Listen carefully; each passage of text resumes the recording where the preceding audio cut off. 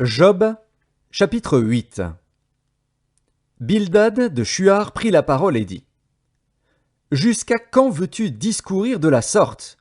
Et les paroles de ta bouche seront-elles un vent impétueux? Dieu renverserait-il le droit?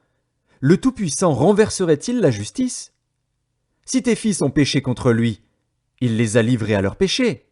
Mais toi, si tu as recours à Dieu, si tu implores le Tout-Puissant, si tu es juste et droit, certainement alors il veillera sur toi et rendra le bonheur à ton innocente demeure. Ton ancienne prospérité semblera peu de choses, celle qui t'est réservée sera bien plus grande. Interroge ceux des générations passées, sois attentif à l'expérience de leur père. Car nous sommes d'hier, et nous ne savons rien, nos jours sur la terre ne sont qu'une ombre.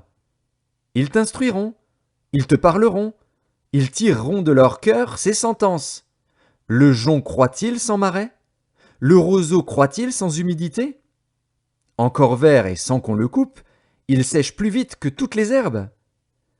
Ainsi arrive-t-il à tous ceux qui oublient Dieu, et l'espérance de l'impie périra. Son assurance est brisée, son soutien est une toile d'araignée. Il s'appuie sur sa maison, et elle n'est pas ferme.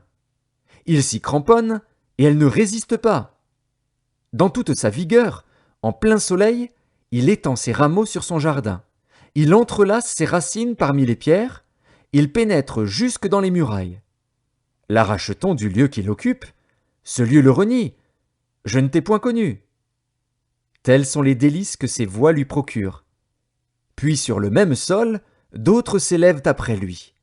Non, Dieu ne rejette point l'homme intègre, et il ne protège point les méchants.